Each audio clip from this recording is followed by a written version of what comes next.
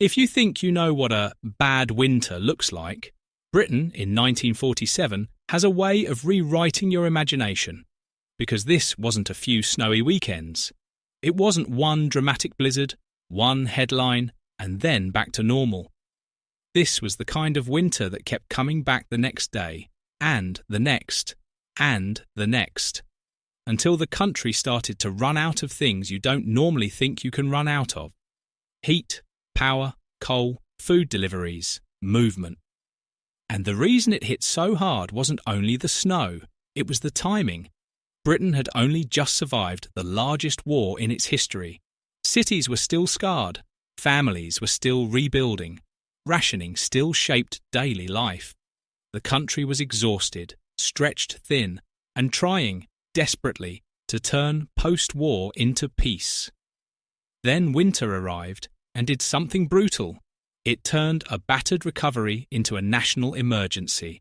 To understand why 1947 became so serious, you have to understand one simple fact about Britain at the time. Britain ran on coal. Coal-heated homes, coal-powered industry, coal-fed power stations.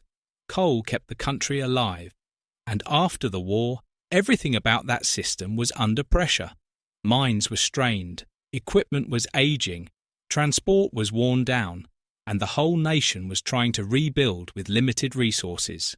In winter, the demand for coal didn't just rise, it spiked. And when the weather is normal, you can just about manage that spike. But when winter becomes relentless, coal stops being a fuel. It becomes survival. Because the chain reaction is deadly and simple. Cold increases demand. Snow blocks transport. Blocked transport stops coal reaching power stations. Power stations cut output. Cuts hit factories, railways, and homes. And the colder it gets, the more you need the very energy you can't reliably deliver. That was the trap of 1947. The winter people remember as 1947 tightened its grip in late January. It wasn't one single blow. It was pressure, day after day, as snow fell again and again across the country. And here's the detail that makes it sound almost unreal. For weeks, snow fell somewhere in the UK, over and over, and the temperatures stayed low enough that much of it didn't melt. It accumulated, it compacted, it settled into layers. Snow stopped being an event and became the new ground. Ice stopped being a hazard and became structure. And once you reach that stage, small storms stop being storms. They become reinforcements. Then came the drifts. Wind-packed snow didn't just cover roads, it erased them. In places, the drifts became enormous walls, burying lanes, blocking railway lines, and turning travel into something that required manpower and planning just to move a few miles. This is the moment the crisis becomes visible, in a way everyone understands. Not in graphs, not in speeches, not in newspaper arguments, but in one simple fact: a vehicle can't pass. And once vehicles can't pass, Britain starts to disconnect. When snow is light, it's annoying. When snow is deep, it isolates. And in 1947, isolation became normal in parts of the country. Rural communities, already more vulnerable, could be cut off behind one blocked road. A single drift could turn a village into an island. Now imagine what cut off meant then. No phones in every pocket, no live maps, no instant updates, no tracking information. A blocked road didn't mean late delivery, it meant uncertainty. And uncertainty is where fear grows, because once a community is cut off, you start thinking about what you can't see. Do we have enough food? Enough fuel? Enough medical supplies? What if someone gets sick? What if a roof collapses under weight? What if the next storm adds another metre? While villages fought isolation, cities faced a different kind of danger. Cities could get roads cleared, eventually. Cities had more resources. But cities needed power, and power needed coal. So while snowdrifts were cutting people off in one place, coal shortages were turning off the lights in another. That's when winter stops being weather and starts becoming a national systems failure. By February, the pressure was impossible to ignore. Britain's coal situation became so tight that severe restrictions and cuts hit daily life. This is hard to picture today because outages feel like rare emergencies. In 1947, power limits became part of the rhythm of the week. Factories were hit, production fell, working hours were disrupted. Homes, already dealing with post-war hardship, faced freezing conditions where a dark room wasn't just inconvenient, it was dangerous. Because cold doesn't just make you uncomfortable. Cold changes what a home can do. It makes water systems vulnerable. It makes cooking harder. It makes illness riskier. It makes nights longer. And when power cuts arrive during a deep freeze, the message people feel isn't temporary measure. The message is, the system is struggling. That's why this winter became politically explosive too. People had been promised recovery, a better future, a nation moving forward, and suddenly the country was freezing and dimming. Ordinary people felt like they were paying the price for a failure they didn't cause and couldn't fix. But to the people living through it, politics often mattered less than the daily reality. You couldn't heat Britain the way Britain needed to be heated, and winter was not interested in excuses. A long winter doesn't feel like one season. It feels like a sequence of problems. Morning begins with decisions. Is the road passable? Can the bus run? Will the train line be open? Is the school open? Do we have enough fuel for today? Then you step outside and the air hits you with that particular kind of cold. Biting, heavy, unforgiving.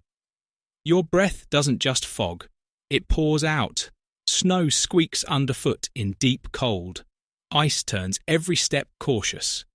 Wind turns drifting snow into something almost aggressive, as if the weather is aiming at you. And then there's the silence. Deep snow absorbs sound. Traffic fades. Footsteps soften. Even voices feel smaller. A city can feel muffled. A village can feel sealed. And every time the forecast hints at more, the mind does something simple. It starts counting. Not days until spring, but hours until the next problem. Because transport was collapsing under the weight of it. In a country powered by coal, railways were lifelines. Roads mattered too, especially for food supplies and essentials. But railway lines were blocked. Roads were blocked. Points froze. Drifts returned. This is where winter stops being something you put up with and becomes something that physically prevents the country from functioning. Coal needed to move to power stations. Food needed to move to cities. Medical supplies needed to move to communities. But drifting snow, blocked lines, and impassable roads turned transport into a battle. In places, reopening a route meant teams working for hours, sometimes days, just to carve a channel through wind-packed snow. And the cruel part was this: a road could reopen, and then close again. Because 1947 wasn't one storm, it was a repeating pattern. Snow falls, snow drifts, snow blocks, snow is cleared, snow falls again. And the longer this repeats, the more exhausted the response becomes. Not because people stop trying, but because people are human. By early March, Britain was already worn down. Then winter delivered one more punch. Severe blizzards struck again, renewing the disruption, deepening the drifts, and reblocking roads that had only just been reopened. For many people, this was the psychological breaking point because March is supposed to signal the end. March is supposed to whisper, it's nearly over. Instead, Britain got more snow. And then, finally, the pattern changed. Milder air pushed in. Temperatures rose. The snow that had piled up for weeks began to melt. At first, you might think, relief. But this is where 1947 becomes unforgettable. Because the thaw did not bring peace. It brought floods. After weeks of deep frost, the ground was frozen hard, like concrete. So when meltwater arrived, it couldn't soak in properly. It ran off. It poured downhill into rivers. And then rain arrived on top of the melt. That combination, rapid melt plus frozen ground plus heavy rain, turned the end of winter into a second disaster. Rivers rose, floodwater spread. In many places, the crisis didn't end. It changed shape. Think about how brutal that is emotionally, because it means even the end of the snow doesn't feel like rescue. Your road might reopen, but now your streets can flood. Your heating might return, but now your town is battling water instead of ice. The white landscape turns into rushing brown runoff, and people who survived the freeze are suddenly fighting damage, loss, and disruption again. So the winter of 1947 wasn't only a story of cold, it was a story of systems. The costs were real. Industry took a hit from power and transport disruption. Farming suffered too. Animals, supplies, infrastructure. And the floods after the thaw piled more damage on top of the freeze. And 1947 became a lesson Britain couldn't ignore. Survival isn't only about toughness, it's about preparation, fuel stocks, transport resilience, emergency planning. Because when those systems fail under pressure, the weather wins quickly. So why should anyone today care about Britain's 1947 snow crisis? Because it reveals something that's easy to forget. A country can look stable until it faces a long enough strain. Britain in 1947 wasn't defeated by one storm.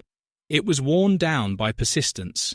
Weeks of snow and cold, drifts deep enough to cut communities off, a fuel system struggling to deliver heat and electricity, a thaw that turned into floods. That's not a bad winter. That's a national stress test. And it also reveals something human, because in crises like this, you see what holds society together when convenience disappears. People dig out roads. People share fuel. People check on neighbours. People adapt.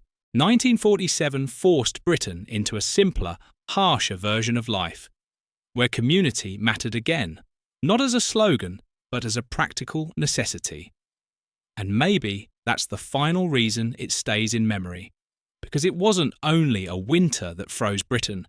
It was a winter that proved how close normal life can be to collapse, and how quickly a country can be pushed to the edge. If you want one image to end on, make it this: a nation fresh from war, trying to rebuild, a winter that refuses to end, a country that runs on coal, running out of coal, snow that blocks the routes, darkness in the evenings, and then, finally, the warmth arrives, only to turn the white landscape into rushing brown water. That's 1947.